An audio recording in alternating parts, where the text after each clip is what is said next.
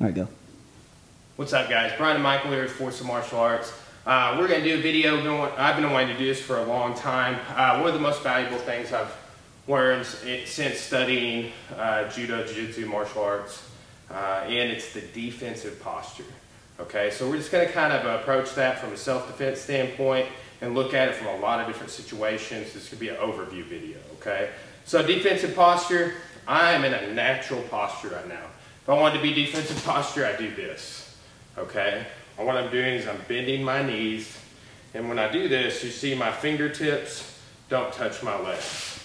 But when I'm in a natural posture, they do, right? So a lot of times, if you study striking, you don't have time to always get in the best stance if caught off guard by surprise or something like that, right? So a lot of times, if we're getting pushed, grabbed, or someone is initiating some sort of a clinch against us, going into a defensive posture is what we do in like grappling based situations versus getting in our stance with our guard up, protecting our face, okay?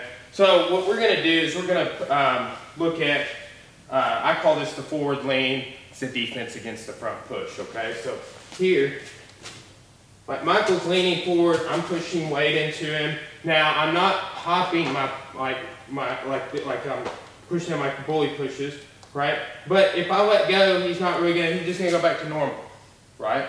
Okay?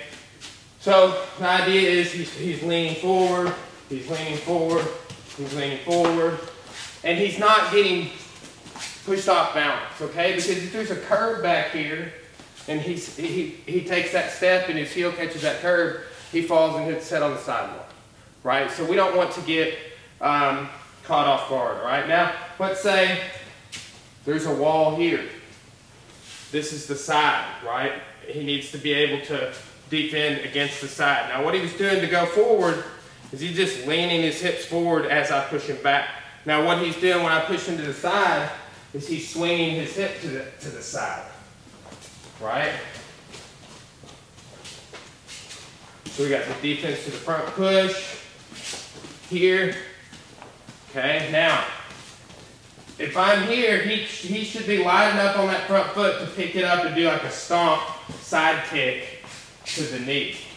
Okay, now, if I get real aggressive and he has to use footwork, it's gonna be little baby steps, right?